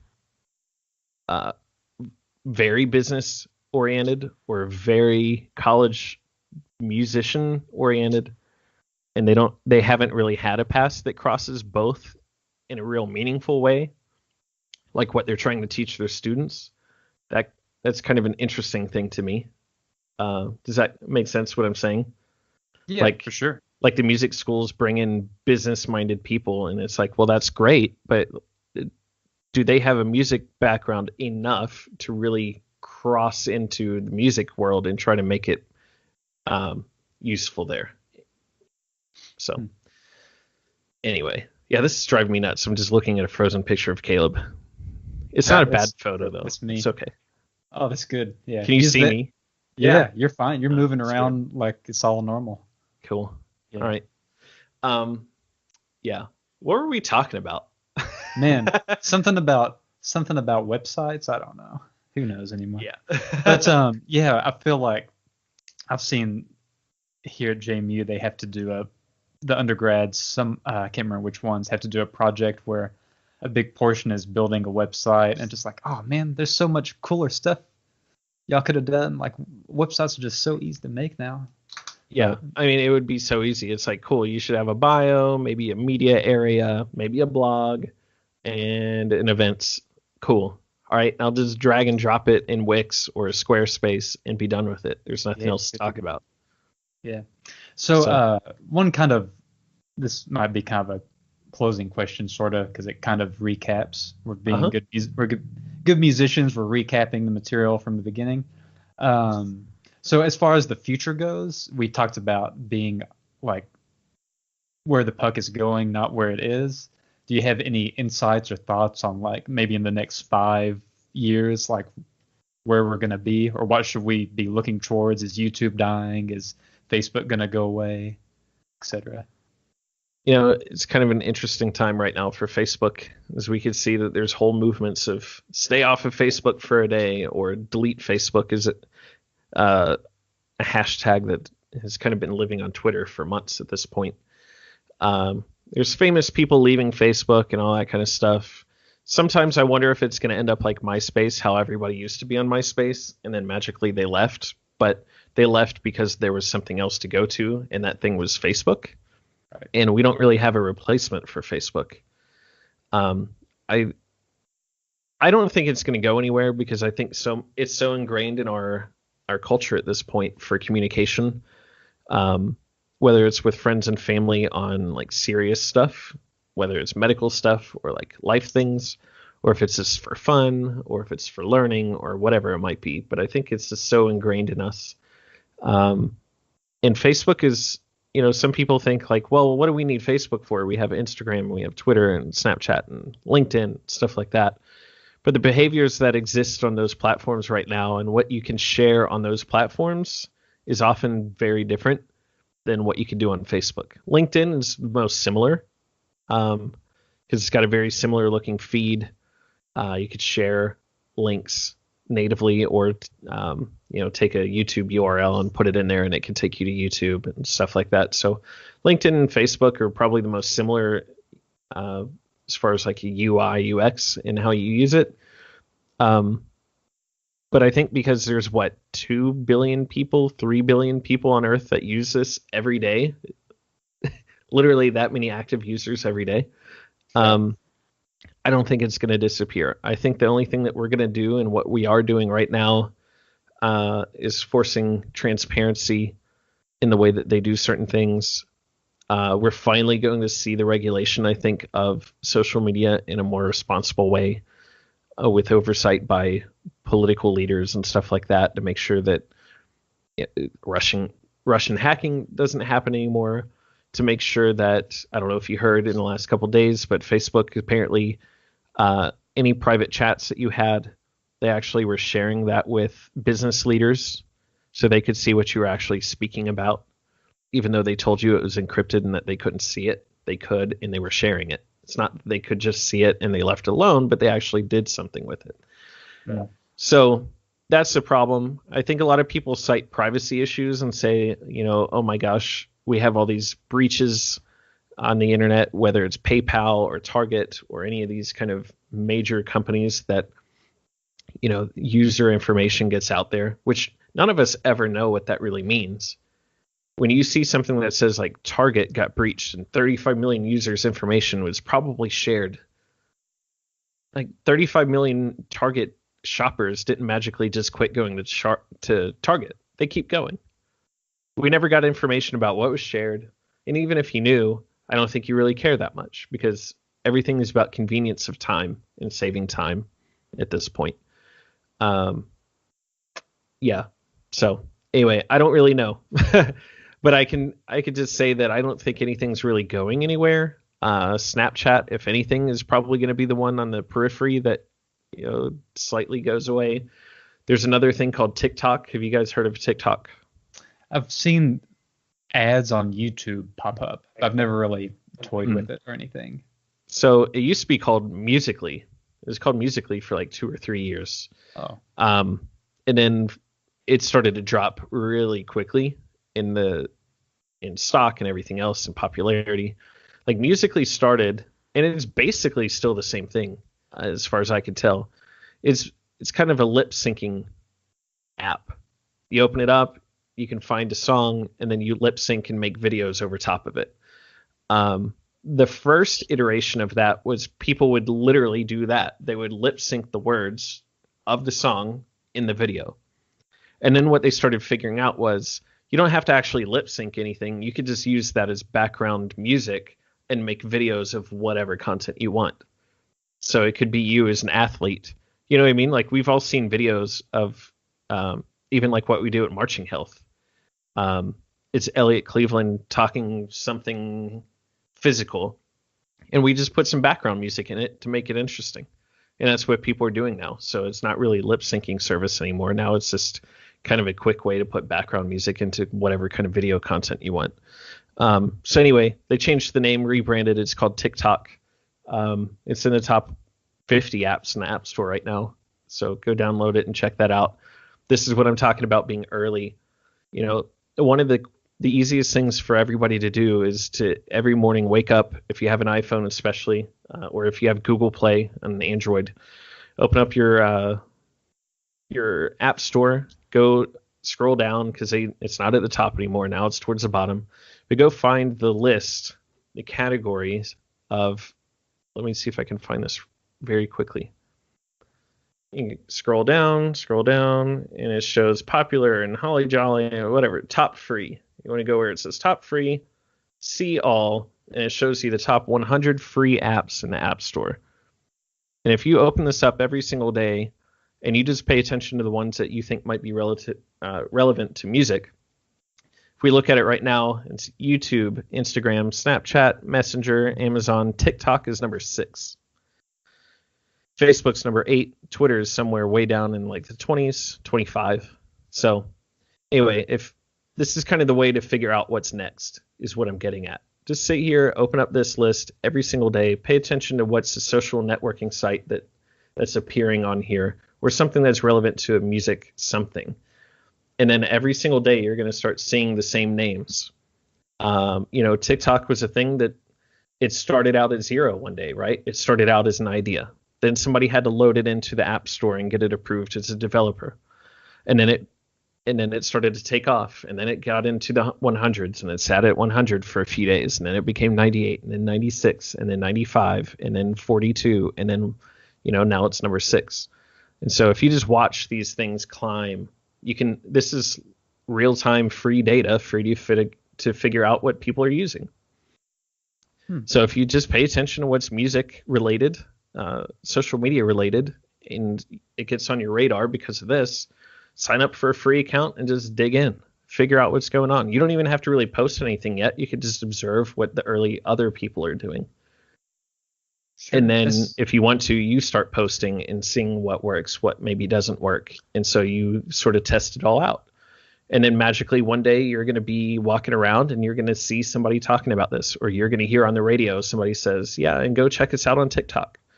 Or you're going to show up to, you know what I mean? You just start noticing it happening around you in society and the conversations that you're having. And then you notice, oh, this must be something, because now even that person knows about this. Does that make sense? Yeah, that's how I found out about Anchor, Anchor. Yep. Oh, I use Anchor all the time. Yep. Yeah, I'm kind of late to the game with it, but I learned about it through App Store, and that's what we distribute our podcast audio with, because it basically goes out, gets the licensor to send it to all the different streaming. Yeah. It's great. It's a great service. Yeah, that's the thing is, I think another thing to point out as far as trends is concerned is voice, especially for our space. I think voice is a really, really important thing. Everybody at this point has something that's either got Siri, Alexa, or what's her name? The other one for Android. I don't remember. We have Bixby and Google Assistant. Cortana. What is it? Cortana, right? Oh, Cortana. Yeah. Yeah. So we have all these virtual assistants now built into stuff. We're going to start seeing more and more of the thing that they call the Internet of Things. You guys know what the Internet of Things is? I don't think so. So the Internet of Things is basically the smartification of everyday things around you. So that's like they even have this now at like Home Depot and Lowe's. They have smart ovens that you could just sit there and you could be in your kitchen and say, hey, I don't know, whatever it is. It's like, hey, Google, tell the oven to preheat to 400 degrees. And your Google Home that's over here then communicates to the oven to preheat at 400 degrees. Does that make sense? So that you can be in the middle of doing something else in your kitchen, cutting something up, and using your voice, you can tell the oven what to do, or you can tell the microwave what to do. Or this is all the stuff that people talk about with Amazon and say like, hey Siri, order more milk. And then and my phone is going off. and then it just orders more milk. But that's kind of the other interesting thing in the marketing world, is because the smartification of these objects, you have stuff like your Google Home that's sitting at home, and say if you're out of toothpaste, you can say, hey, Google, order more toothpaste. And well, actually, it wouldn't be on Google. I would say it's probably going to be Alexa first because of Amazon. So you would say, hey, Alexa, order more toothpaste. And magically in the background, because your credit card information's in there, Alexa is going to order your Crest whitening toothpaste, and then it shows up to your door the next day. Or because they keep moving faster and faster, it'll show up within the next hour. And so the marketing play for that is you want to be the toothpaste that they buy. Whenever you say, hey, Alexa, buy toothpaste, well, there's a billion brands of toothpaste. Which one do I buy?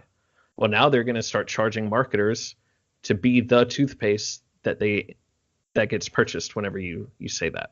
Does that make sense? Yeah, for sure. That's cool. Yeah, but it's a crazy time. But the thing that matters for us, I know I'm talking about ovens and toothpaste, but all I'm getting at is these are going to be more and more popular behaviors for everybody, for your grandma, for your mom, for our kids and everything. And so because voice and speaking to objects is going to be a thing, we're also going to enjoy listening to more things. And we're on a podcast right now. So the thing that makes podcasts interesting and popular is you can multitask. It's passive consumption. I can cut the grass. I can do anything. Drive my car is the most popular thing. I can drive my car and listen to a podcast at the same time. And so more and more people, more and more podcasts are showing up. Even the radio stations, if you paid attention at all, iHeartRadio and Cumulus stations are actually, they have their own apps. And they even have an iHeartRadio podcast award show that's coming up. So the radio is killing itself. It's actually kind of an interesting thing here in Lexington. There's a really popular morning show called the Kid Craddock Morning Show. It's based out of Dallas, Texas. And so it used to be aired here. And then magically last Monday, people tuned in to listen and it wasn't there. They were just playing music. And so everybody was hitting up the radio station. Hey, what's going on? And the radio station said, well, we decided to change. And we thought that maybe we should bring on something more local and that would bring in more listens. And so, of course, everybody's like up in arms because the popular radio show is gone. And so everybody's threatening, like, I'm not going to listen to your radio program anymore. But the interesting thing about that is the Kid Craddock radio show doesn't have a slump in ratings. It's been pretty consistent for years. But what does have a slump is the amount of listeners. And that's different. It's a great show that just doesn't have as many people listening. But the interesting part about that is Cumulus, who is the company, the media company that puts the show on or broadcasts here in Lexington, Cumulus decided that because there are less people listening to Kid Craddock, that must mean it's not good. So we need to change. But the problem is Cumulus is also airing commercials encouraging you to listen to their app and to listen to the podcasts on that app. And they're airing this during the Kid Craddock spot. So what they're essentially doing is encouraging their audience to stop listening to the radio they're listening to and go to the app and listen to a podcast. Am I being clear on what I'm saying? Yeah. Yeah, for sure. So they're encouraging their audience to leave. And then they're looking at the audience like, well, where are you going? And then they're making business decisions on that, thinking that the audience is just leaving. And it's like, you guys are crazy. You just told them to go listen to the podcast. They're listening to you, and now you're mad at them. And you decided that the people that are actually sticking around, your core audience that decided not to go to the podcast, that still wants to be on your radio station, now you've upset them. So now who do you think you're serving? There's nobody left. So the radio is kind of an interesting thing. There's just a lot of stuff going on around us that if you open your eyes and pay attention to these things, there's a lot that's really changing, and a lot of it will impact us. But that's the thing. It's like it's going to impact the music world is going to make a shift because of these things happening today, but it's going to happen in years from now. So the better thing is just to be early. And I think what's going to end up happening is because people like us are out here speaking about this, we're bringing awareness to this behavior and this problem, and we're going to perhaps correct it over years. So anyway, I think podcasts are a big deal. I think if you're somebody that is actively seeking opportunities in any way, if you want to gig, if you want to sell a product, if you want more students, if you want money for something, if you want to sell CDs or whatever it might be, social media is the best way to get attention. You're not reliant on just the people next door to you and their word of mouth and hoping that they have something good to say and that they'll actually speak for you. It's not just a geography thing anymore. I mean, social media, there could be 8 billion people that have the ability to see your content. And so what better way to discover new opportunities for collaborations? You put your stuff out. If you're into something really, really wacky and you think that there's nobody in the world that's into that like you, I think you'd be shocked if you started putting it on social, how many people would actually pay attention to it. And, it'll lead to new opportunities that you wouldn't have had otherwise. Because it's like, well, not everybody in Lexington, Kentucky is into, like, I don't know, shaking bags of coins. And maybe that's my thing. But maybe because I put that on social media, I find another coin shaker in another part of the world. And we can coin shake together and make opportunities. Am I making some sense? Yeah, coin shakers unite. Yeah, like that's a stupid thing. I don't know why I said coin shakers. But yeah, so anyway, it's just a way to get attention for whatever you're trying to do. And I think in this kind of volatile moment, it's more important than ever. I mean, one of the things, this is a completely different rabbit hole. And remember, I can't see you guys. So if you're like looking at me doing anything, I have no idea. Chris has been giving you the middle finger for like 20 minutes. He's just like, he's over it. I think it's great though, but Chris said nothing good. So that's about right. No, no, keep going. You're great. Now, another rabbit hole would be like, and this is one where I have no answers. This is something that I did a panel discussion at PASIC this year, and it was about college curriculum and is it time to like revamp stuff and even revamp where we put the curriculum. And it was my question. I'm on the education committee. It was my proposal. I was grateful that the people in the committee decided that I should be on the panel. I mean, I sat next to Casey and Jim Campbell and other people, and it was Eric Willey and Matt Wire and then myself. And so, I just kind of sat back listening because I wanted to see what they had to say about this stuff. And they went kind of a traditional route, and I didn't want to be too much of a crazy person, like speaking about social media. So I kind of shut up for a lot of it. But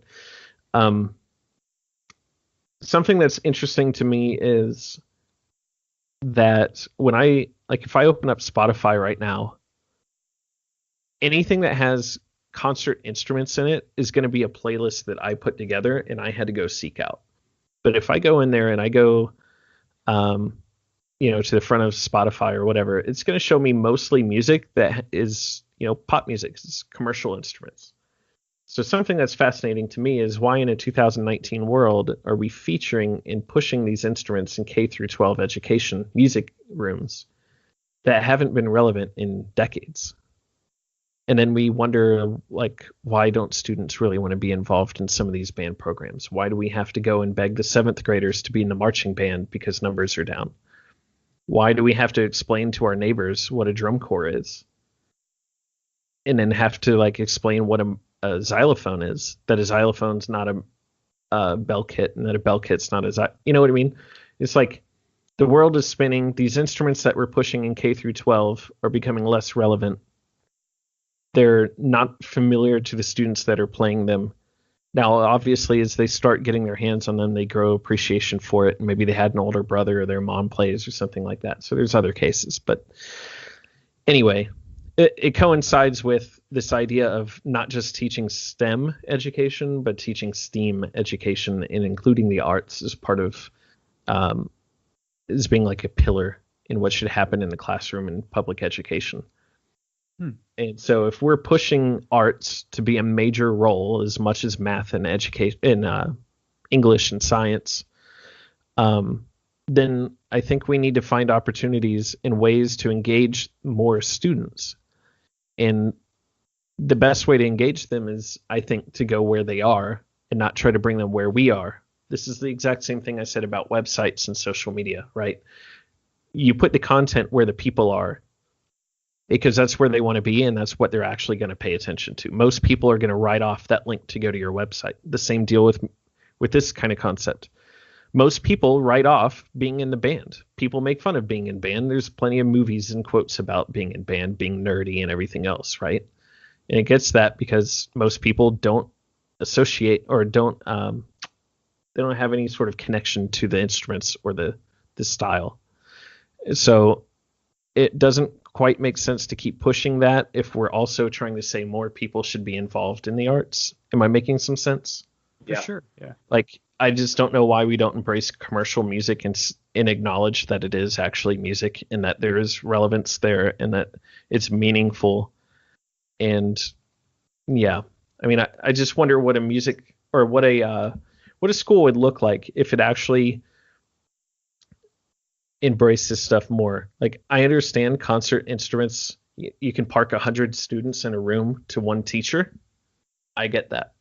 I understand that if you were to say, like, cool, let's just make a bunch of recording studios where students can go record hip hop or songwrite or play guitar or whatever, like, becomes a logistical issue. So that's the kind of stuff that I don't have really worked out in my head, how it would like practically work out. You know what I mean? But I don't know. This is what I mean. I don't have answers for stuff. I just have a lot of questions. Like, why do we do some of these things? And I'm just trying to bring attention to it, trying to talk to a number of different people to get their insight and their opinions to help me kind of conclude my own thoughts. So what do you guys think about that? Like, what would be the argument for keeping concert instruments as a primary focus in every school? And let me add one little tidbit. I'm not saying every school should like nix concert programs. I think that's kind of the misconception that some people have when I speak about this. I just mean it doesn't quite make sense to me that in almost every community that I've ever been to, that's the focus. I've been to plenty of schools where it's like they're hurting for numbers. They got 1,000 kids in school and like 20 in band. And it's like, well, maybe there's a reason for that. You know, and in moments like that, it wouldn't be appropriate. Maybe that's where the commercial thing comes in. It reminds me of this. Is actually last night I saw this meme on Facebook from the group. It's something along the lines of art music memes for Wagner hating teens or something like that. But it had this picture of this guy. I think he was fighting himself, but it was just like me defending classical music, and then the other one was me attacking classical music. And I feel like I fall into that where like I'm like, yeah, we need more. But then on the next day, I'm like, no, we need to have like more pop music because I play a lot of pop music, and that's been a big portion of my career for sure. But yeah, it's one of those things. It reminds me of the easiest one that I can make an analogy to is like mariachi. Like in Texas, there's obviously a large Hispanic population. And in some areas, like I know I have a buddy that teaches in Garland, which is in the North Texas, Dallas area, but it's at a lower socioeconomic school that has a lot of Hispanic students, and the band program there is not great, but they started mariachi, and now it's quite good. And now from that, they got a jazz band because it's like, okay, we're having fun with this thing. So maybe it's almost like and somewhat similar instruments in some cases, right? Yeah. I mean, it's similar things. But then you have people from there, it branches off to like, okay, they played, violin and mariachi, and now they're like, oh, I want to keep playing violin. Well, what's this orchestra thing? And then I feel like, okay, if they're not enrolling in classical music, like maybe you gotta get the chip off your shoulder, to put it bluntly, and like maybe you should teach, the music that they are more into, and maybe that is a gateway into other things, not necessarily better things, but other things. Like they already know Yeah. about pop music, and now you can explore that, and then from there maybe we go into like the Drew Warden, Trevino Big Trouble, where they're playing pop music on classical percussion instruments. That's kind of where I sit on it. Again, I have more questions than I do plausible solutions. Well, it's going to be my response too. I mean, it's similar to what you said earlier about going to where the audience is to start. I mean, like, yeah, I mean, we'd love to see the classical instruments stay strong in the classes and stuff, and we can entrench ourselves and say that we need to demand the expectation that the classical music scene needs to be a primary focus. But I mean, and I hate this expression, you can lead the horse to water, but you can't make it drink, kind of thing. It's like that's the great point to make. Is like, maybe start where they are interested. Like starting with like the pop music or the mariachi music or anything like that, just to get them some kind of development and interest in music and in the instruments. And then once that interest is built, maybe there's a bridge that can be built towards other styles, other genres, other venues to keep it moving. But if we keep sitting there and saying like, you need to learn oboe and you need to play, this music that we've been playing for like 100+ years and keep doing that, I mean, eventually people just get tired of it and people quit. I mean, again, yeah, I don't think there is like a real answer in my mind either, but I do agree with the whole meet them halfway or even start where they are and try to bring them over. Yeah, I often think that that's the same approach that could be adopted perhaps in just general curriculum. We see a lot of behavior issues happening in classrooms. There's viral videos of kids jumping on a teacher's desk and slapping the teacher in the face, like just unbelievable behavior. And I don't think it's, there's obviously tons of reasons for some of these things that are happening, but we see this sort of like general attack on education in a lot of ways right now. We see people attacking public education specifically, saying that public education is failing the students. And in a lot of ways, I might agree with portions of that conversation, simply because I think that administrators and the people in power a lot of them have not been in an actual classroom in a long time to really know the dynamic of what's going on. But they're also pushing things that should work because this is what has worked in the past. And, maybe we've been too aggressive and too progressive with the things we've tried. So maybe we need to take a step back. It's like a lot of it is the testing issue. Teachers are being forced to just give answers rather than lead questions. That's actually, I spoke to some high school students just the other day. I was sitting at Starbucks and it was funny. They were sitting, I was sitting there working, and then in the door came a member of the House of Representatives for the Commonwealth of Kentucky, followed by a bunch of high school kids. And I could hear them in the corner talking about stuff. And they're actually talking, I don't want to go down a different rabbit hole, but they're talking about lowering the voting age in Kentucky to 16. And they were like his focus group. And so they were talking about this stuff. And I started talking to some of them whenever they were done speaking with him. And they were saying that, they wish that they had more autonomy and more opportunity for discovery and more promotion of curiosity from the teachers in the classroom, where they were being led to the answers rather than just given the answers. And I think we all have seen that in some way, maybe coming up through school, where it used to be like teachers were nothing but like the gutters or the guides or whatever in the bowling alley. They're just trying to keep the ball moving down that way rather than just trying to put the ball, in the pins, if that analogy makes any sense at all. But I think it's kind of the same thing for a general curriculum as well. That whole like meeting them where they are. I think it's funny, all the different environments, the different communities in the city, out in the middle of horse farms, wherever it might be, they're all learning the same kind of things because we have this like adopted idea of standards and what a student should be learning. And to me, it comes down to more simplistic ideas that it's not necessarily the content that should be taught, but it's just the appreciation of the subject that should be taught. Especially in a world that we have today, where everybody just simply goes to Google to fill in the gaps. Everything has been about content so far. I mean, it's just about like learning what the area of a triangle is, like memorize this thing. That's the content, rather than the idea of pushing that you should just care about geometry in general. Like, geometry is a thing. Here's why it could be important to the things that you actually care about.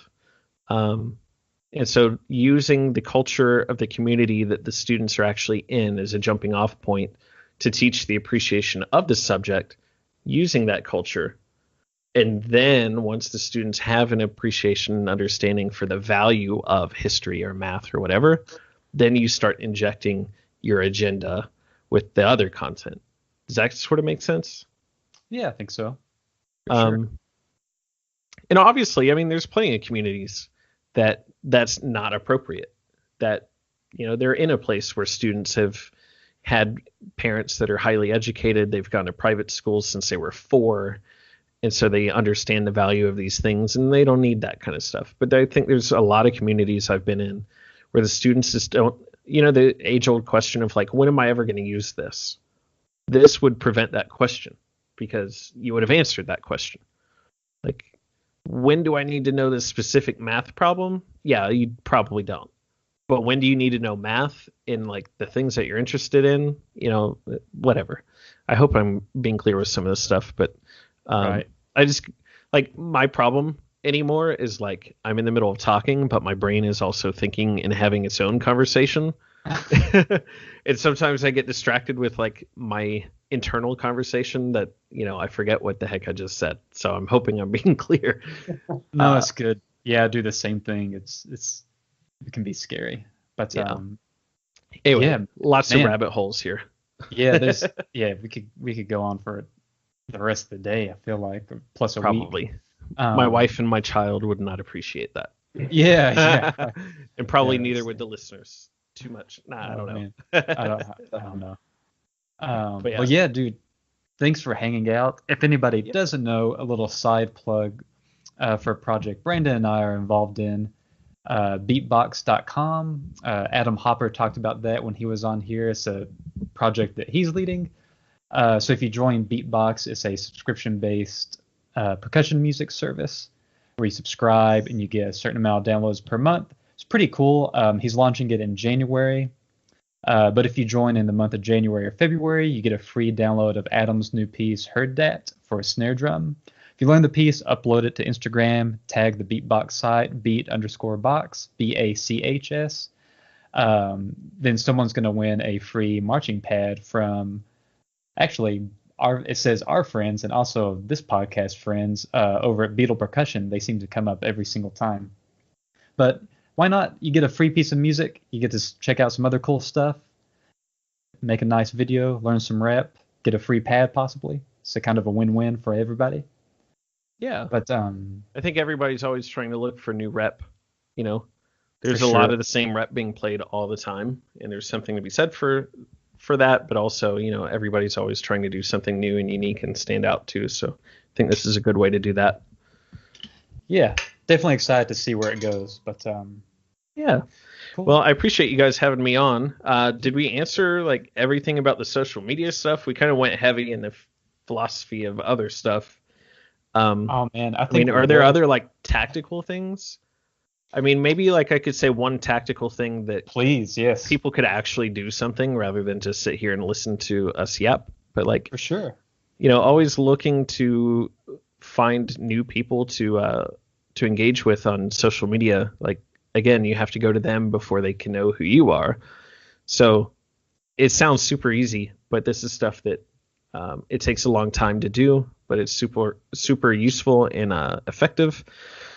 So, for example, if you're on Instagram and say you want to grow your following, hashtags are useful, but we're at the point where like hashtags are getting close to the billions in some ways. Mhm. We're not really in danger of that as percussionists. We are in the millions now. I think percussionist has like 1.5 million uses. So that just means that there's a lot going on there.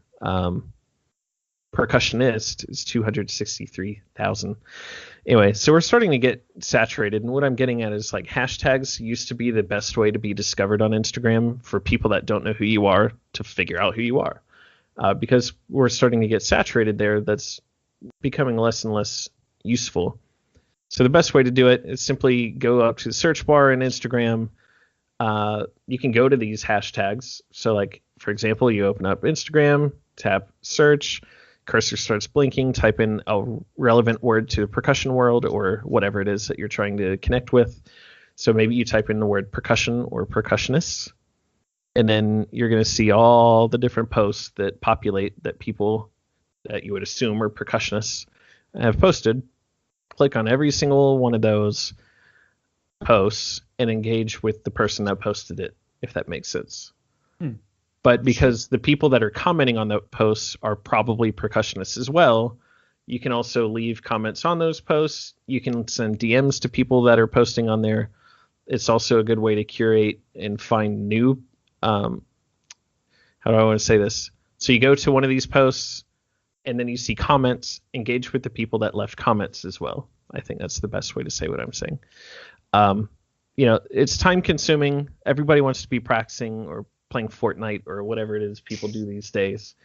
But if you really wanted to like go deep and have meaningful relationships with people and really be able to get gigs, be able to actually sell music, be able to actually teach drum corps and these things, you have to actually have good relationships and meaningful relationships. Not just that people know who you are, but that people know who you are and they know your dog's name and they know your favorite food, because like you just talk like human beings, if that makes sense. Right. So this is the best way to find those people and then to just start the conversation and start the relationship with them. So hopefully it's all clear in what I just spelled out. The funny thing that I'm noticing here in the last hour of not being able to see you guys is the value of seeing the person that you're talking to. Like that's kind of the weird thing about being on the phone anymore. It's like you can't see that person. So there's a lot of context that's left out. I can't see if you guys have been rolling your eyes, if you've had me on mute and you went and make a sandwich, or like, I don't know what's happening over there. So that's why I keep saying, like, I hope I'm being clear, because usually if you're clear, people are nodding or you see the glazed eyes. You know what I mean? I'm not getting that feedback, when I don't know. Yeah, when we were nodding, and I was just like, oh, that's right, he can't see us. Yeah. Man, crazy. Anyway, I'm going to stop yapping at you guys. No, it's good stuff, man. Cool. Well, dude, thanks for hanging out, and we'll be sure to get this posted. Do what you do. I think we'll just let you take the lead on this one, and we'll probably steal some of your secrets. See if we can't figure out how to do this a little better. Cool. Well, I hope that I get the video. Is like I said, it froze at 1 hour and 12 minutes, and we've been talking for just over 2 hours. So I don't know if I'm going to get a single second in this video or not, unfortunately. But at least we have the audio from you. For sure, yeah. So the cool thing from the audio is like you could sit there and put waveforms and stuff to it and post that in your stories. That makes it a little more interesting. But a little visual. Anyway, yeah, there's stuff we can do to salvage this. Anyway, I appreciate the time and the opportunity to chat with you guys. Yeah, thanks. Yeah, dude. Yeah, thanks for hanging. Cool. Well, we'll catch everybody else next time on, I believe, episode 13. Cool. See ya. That was fun. Yeah.